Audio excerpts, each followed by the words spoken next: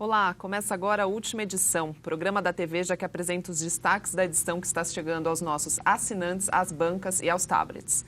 Aqui comigo no estúdio estão o repórter Renato Onofre, de Brasil, e o editor de Tecnologia e Ciência, Felipe Vilicic. Bem-vindos. Obrigado. Bom, para começar, o assunto da capa dessa semana de Veja é duro de engolir.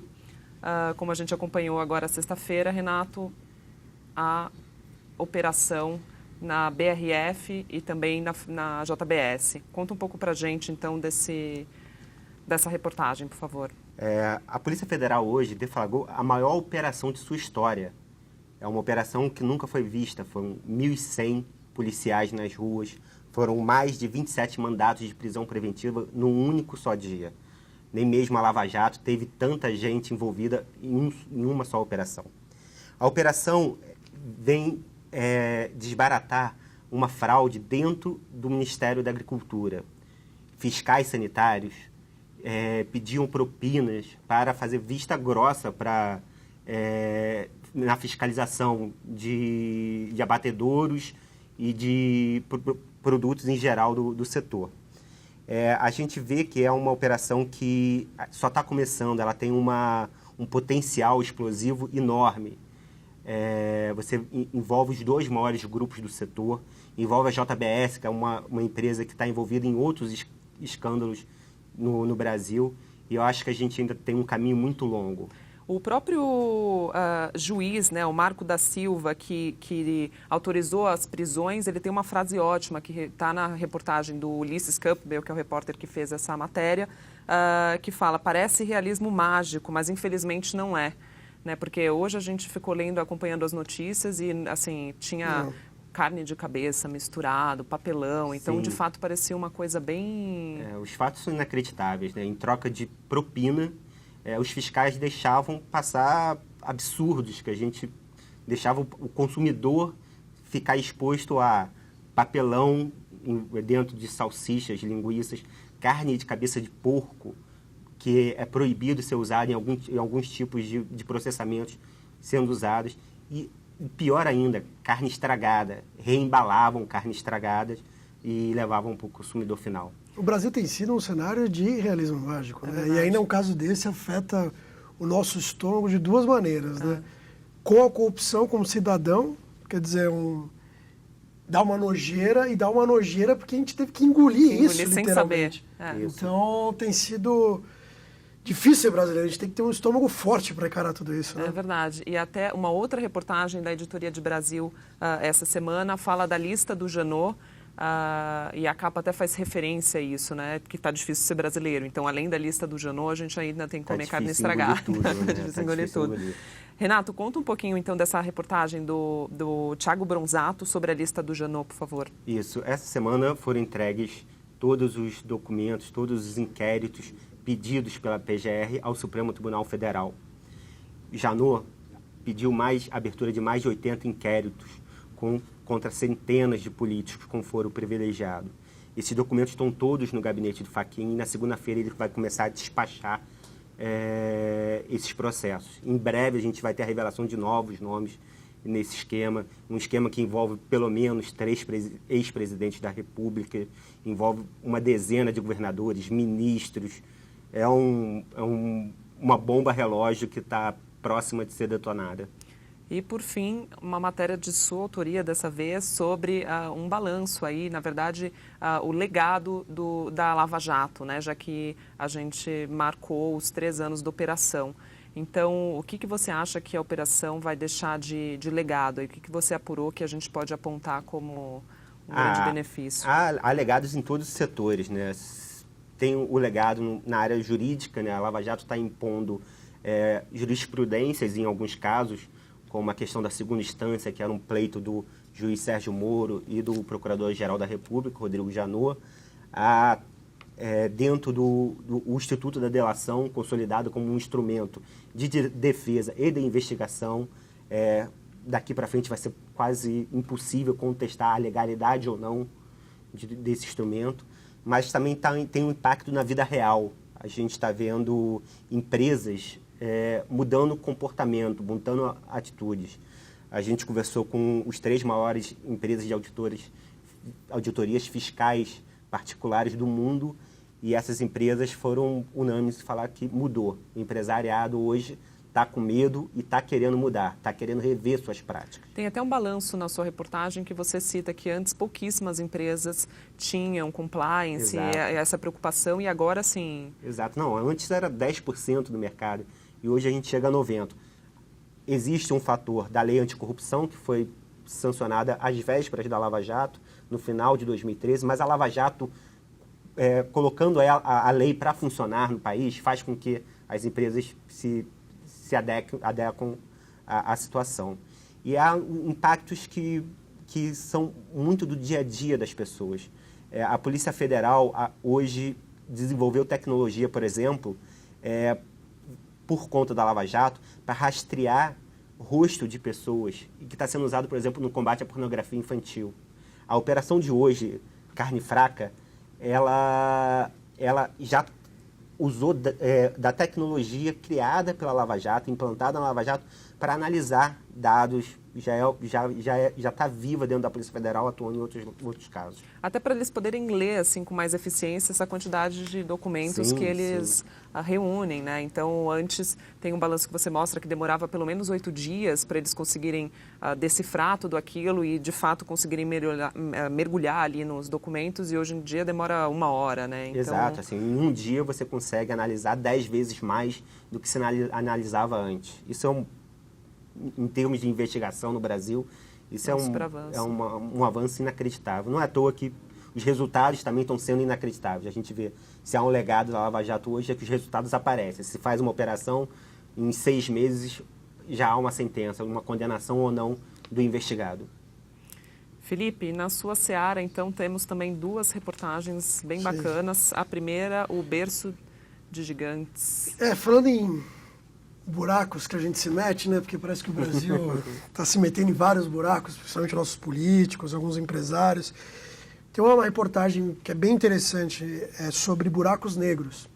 O que aconteceu é o seguinte: buracos negros são fascinantes, né? Quem gosta de ciência, quem se interessa pelo assunto, não tem como não se instigar com esse fenômeno enorme que é o buraco negro. Porque imagina que é um negócio gigantesco, com uma força gravitacional de bilhões de estrelas, literalmente, e que suga tudo e que ninguém entende o que é.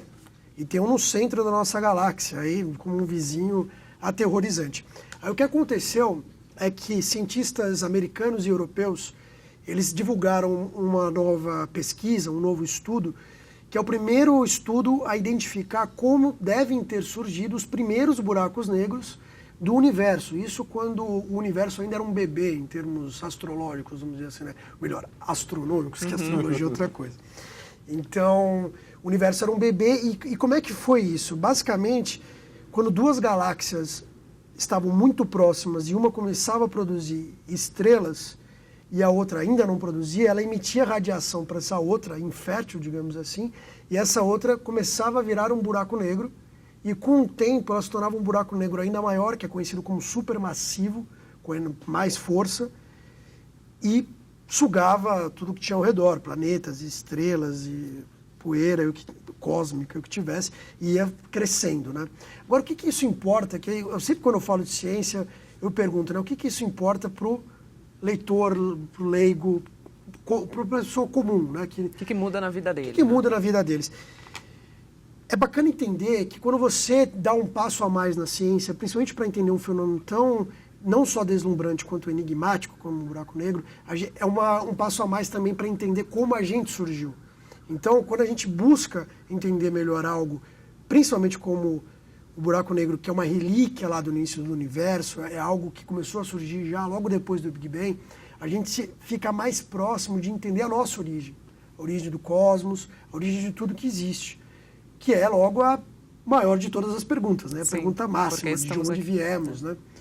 Então, é uma matéria muito interessante, convido todos a ler, porque além de falar dessa teoria, a gente se debruça sobre a origem de tudo, assim, né? A gente e além dessa isso. matéria de ciência, você também tem uma outra de tecnologia, e aí, passando por uma coisa mais de comportamento, mais suave ali, Sim. Uma matéria mais suave para... Com clima de sexta-feira, né? Com Exatamente, clima com clima de de happy sexta-feira. hour, né?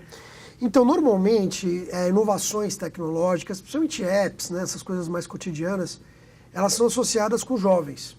O que eu acho uma infelicidade, porque quando há uma nova tecnologia, ela é criada para todos, né?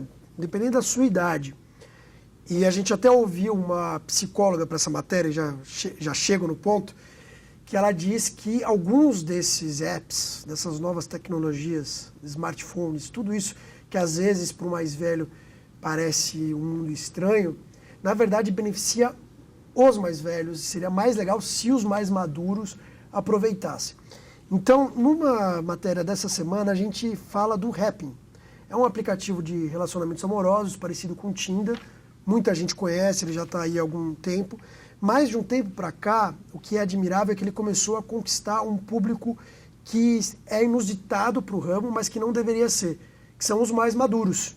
Em especial as mulheres mais maduras, sendo ainda mais específico as brasileiras maduras. O Happn ele faz muito sucesso no Brasil, o maior público do Happn é no Brasil, a cidade que tem mais usuários é São Paulo, e uma porcentagem muito maior do que o comum, digamos assim, cerca de 20%, é de pessoas maduras. Normalmente, para você ter uma ideia, no Tinder é 1,75% de pessoas maduras. Aí eu digo acima de 40 anos, então 20% é bastante. E por que a mulherada solteira com mais de 40 anos está usando? Porque já é uma faixa etária que, convenhamos, a pessoa não está mais tão afim de sair tanto, de ir para balada, às vezes ela não está mais nesse clima, ela está em outro momento da vida. E no Happn, dizem essas mulheres que se cadastraram, a gente ouviu várias, elas dizem que é um ambiente mais fácil de encontrar pessoas com interesses parecidos, é mais seguro para elas, inclusive. Você pode, como o Happn ele lida com proximidade, só 250 metros de distância, então os relatos que a gente ouve é assim, ela está num bar, ou às vezes até no ambiente de trabalho, olha alguém interessante passando, ela já vai procurar no Happn, né? Para ver, opa, será que aquele cara aqui, né, tá aqui também, me interessa? Para ela, às vezes, é mais fácil do que dar um jeito de chegar nele. E qual que é a diferença do Happn para o Tinder, assim, grandes diferenças que essas mulheres optam, por exemplo, para entrar no Happn e não no Tinder? Tão mais conhecido, né? O principal é a proximidade. E isso afeta diretamente essa idade, quem tem mais de 40 anos. O que acontece? O Tinder, ele vai até quilômetros de distância, o máximo é 160 quilômetros. Então você imagina, seu bairro inteiro, ou mais do que isso, vai estar no Tinder quando você acessá-lo e procurar por alguém, né, por alguém interessante. Só que o que acontece? Quando você pensa nisso, o leque fica muito abrangente. Imagina, Sim. todo mundo que está a 160. E também o cruzamento de interesses do Tinder, ele é menos refinado, vamos dizer assim, mas de propósito. Porque ele quer que você olhe mais gente. Né? Ele acredita que você tem que ir lá ficar virando de um lado para o outro mais vezes para achar mais possibilidades. E isso, essa coisa de, vamos dizer, paquera geral, vamos dizer assim, é uma característica que é mais associada ao comportamento do jovem. Claro que quem é mais velho também pode à vontade, né? Não é isso, mas normalmente é mais associado ao comportamento do jovem. Já no Happn é o oposto. O Happn, ele foca pessoas muito próximas de você. O que é muito próximo? 250 metros, pessoas que passaram 250 metros de você. Então é alguém que é do seu trabalho, ou de um bar que você gosta de frequentar, ou do shopping que você vai. Então ele é muito mais associado ao comportamento de alguém um pouco mais na dele, um pouco que talvez não saia por aí, que talvez não esteja num clima, digamos assim, me perdoe aí a palavra, de pegação. Sim. Né? Então, muitas pessoas mais velhas preferem ir para lá por isso. Mesmo que queira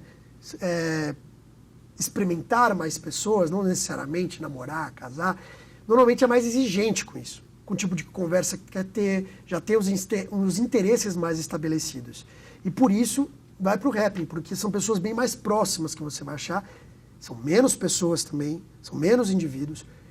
O cruzamento de gostos, de interesses é um pouquinho mais refinado, então você consegue achar pessoas que realmente são mais parecidas com você, que talvez combine mais rápido. Uma tem aquele triagem trabalho. melhor, então, ali do... Eu não diria melhor, eu acho que é mais o Segurança, né? público, Segurança. O Tinder, pelo que a gente ouviu várias pessoas, o Tinder é muito focado na juventude mesmo. A galera que está por aí, que vai na balada e quer realmente, às vezes, se interessar por 30, 40, por que não? Tá. Na questão das pessoas mais velhas, elas não gostam desse clima.